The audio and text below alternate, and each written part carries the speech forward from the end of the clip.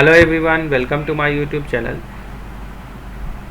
Court के समक्ष अगर कोई अभियुक्त सरेंडर करना चाहता है तो सरेंडर किस कंडीशन किया जाता है, सरेंडर क्यों किया जाता है, और आरोपी अगर कोर्ट में सरेंडर कर देता है तो उसको उसमें क्या बेनिफिट होता है। तो सबसे पहले इस प्रक्रिया को जानने से पहले हमें अपराध की नेचर के बारे में जानना ज़रूरी है कि वो अपराध जो है वो गैर जमानती अपराध है या फिर जमानती अपराध है, whether it is a bailable offence और अ नॉन बेलेबल ऑफेंस।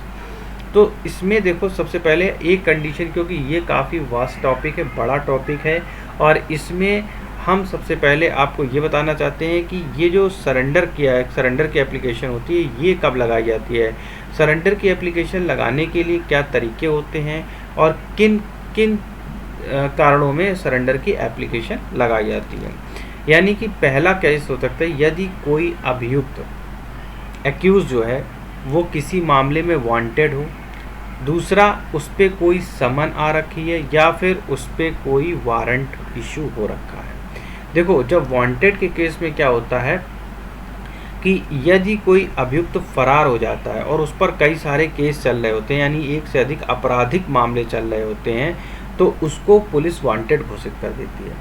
अब अगर किसी को पुलिस ने वांटेड घोषित किया है तो उसके लिए सबसे बेटर यही रहेगा कि वो कोर्ट में जा कर के सरेंडर कर दे, और ऐसे अभियुक्त को जो वांटेड है सरेंडर करते ही पुलिस गिरफ्तार कर लेती है।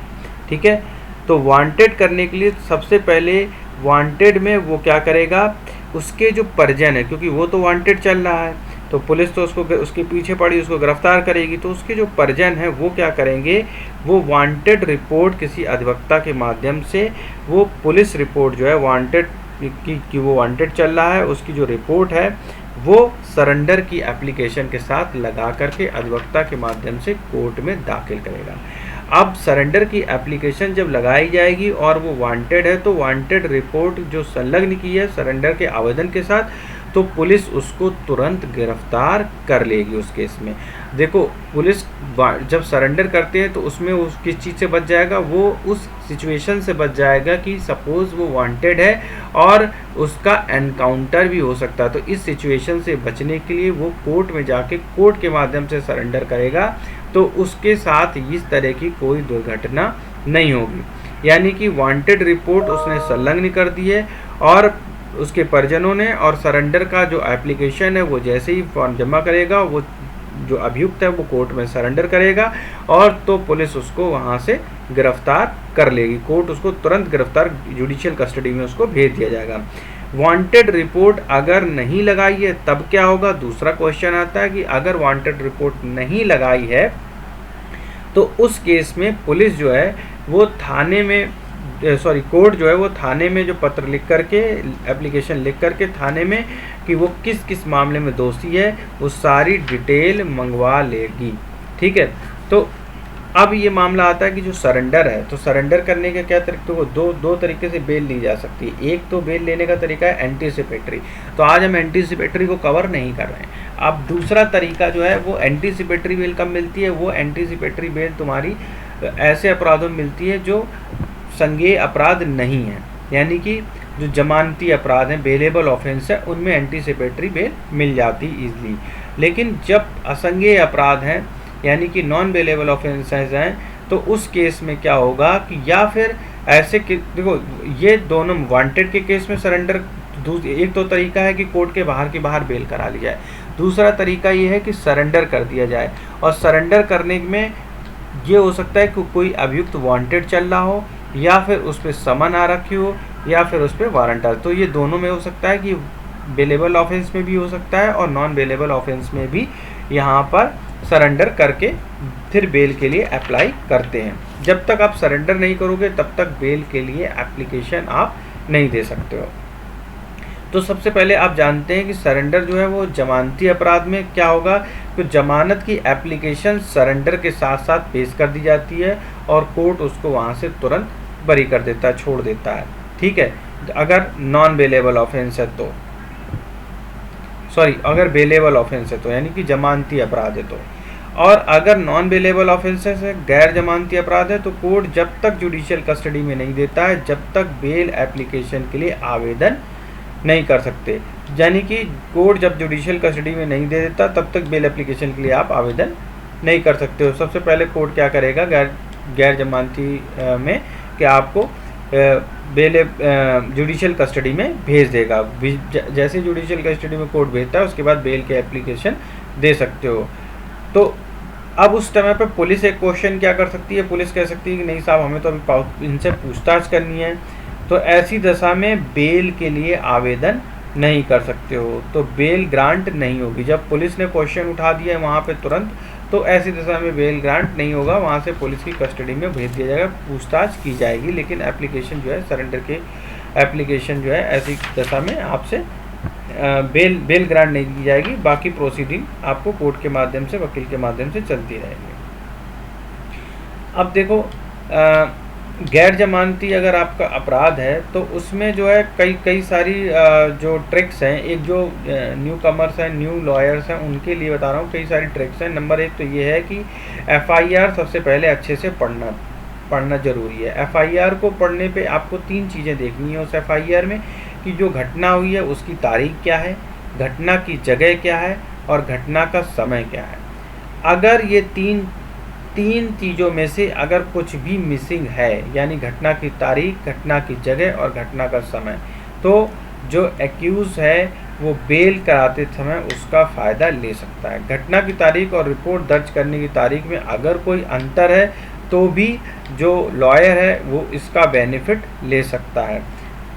विलंब से रिपोर्ट दर्ज की गई है, ये तीन चार चीज़ें बहुत ज़रूरी है देखने के लिए कि आपको किस तरह से अपने केस को आप कितनी मजबूती के साथ लड़ते हो, और आपको बहस करते टाइम ये 3 चीज़ें खास करके हाईलाइट करनी चाहिए। सबसे पहले तो FIR में अगर कोई चूक है तो वो ज़रूर से ज़रूर हाईलाइट करनी चाहिए ताकि आप उसका फ़ायदा जमानत करते समय ले सकें। नंबर 2, अगर तारीख जो घटना की तारीख है और रिपोर्ट दर्ज कराने की तारीख में विलम्ब है, बहुत ज़्यादा विलम्ब से दी, तो उसको स्पेशल आपको हाईलाइट करना होगा कोर्ट में जब आप एप्लीकेशन फाइल करोगे उस समय। फिर दूसरी चीज़ है कि कोई चश्मदीद गवाह है और उस टाइम पे चश्मदीद गवाह मतलब ऐसा है कोई एरिया जहाँ पे चश्मदीद गवाह अवेलेबल हो सकता था, लेकिन उसके बावजूद पुलिस ने किसी भी चश्मदीद गवाह के बयान नहीं दर्ज कराए हैं, तो उसका बेनिफिट भी आप बेल के एप्लीकेशन में लगाते टाइम जो आप आर्ग्यूमेंट करोगे आप ले सकते हो। फिर एक और बेनिफिट है कि आप जो एक्यूज़ है उसका कोई भी आपराधिक इतिहास नहीं है, तो फिर आप जो है इसमें भी बेल कराते समय इसका आर्ग्यूमेंट में आप मेंशन करोगे इसको। सबसे लास्ट चीज़ ये है कि आप सेक्शंस पे जाते हैं तो सेक्शंस में भी ये देखेंगे जो सेक्शन पुलिस ने लगा रखे हैं वो वैलिड सेक्शंस हैं या फिर वैलिड सेक्शंस नहीं हैं, तो उसको भी हम देखेंगे कि वैलिड सेक्शन लगाए गए हैं या फिर वैलिड सेक्शन नहीं लगाए गए हैं। अगर देखो इसमें क्या है, सरेंडर में पुलिस ये ढूंढ रही है, और अगर आपको नहीं पता है कि पुलिस जो है वो किस बिना पे आपको गिरफ्तार कर लेगी या फिर आपके ऊपर लगातार गिरफ्तारी की आशंका बनी हुई है और आपको यही नहीं पता चल रहा है कि अपराध क्या है, तो कोर्ट के जरिए रिपोर्ट आप मंगवा सकते हो। जो आपको रिपोर्ट आएगी वो थाने से आएगी और आपके खिलाफ कोई मुकदमा दर्ज है या नहीं है इससे आपको पता चल जाएगा उस थाने की रिपोर्ट से। कोई रिपोर्ट अगर दर्ज हुई है तो आप कोर्ट में सरेंडर कर सकते हो। ठीक है, तो सबसे पहले केस की डिटेल्स जो है आपका एडवोकेट जो है, आप अगर एडवोकेट हैं तो जो केस की डिटेल्स है वो आप क्लाइंट से लोगे।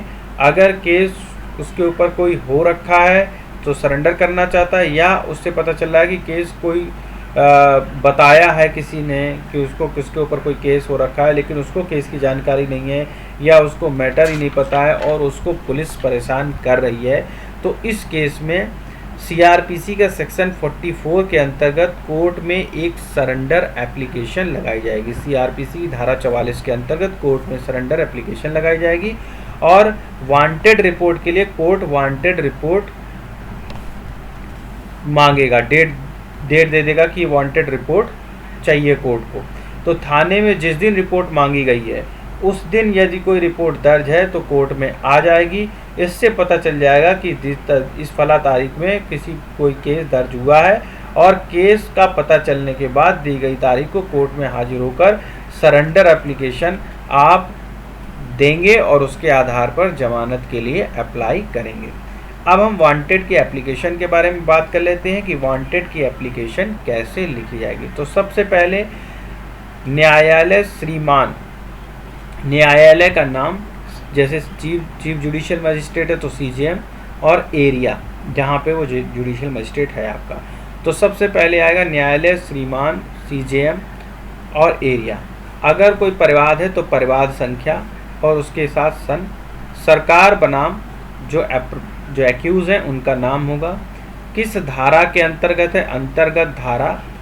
थाना, उसके नीचे थाना आएगा। फिर नियत तिथि, नियत तिथि में आएगा।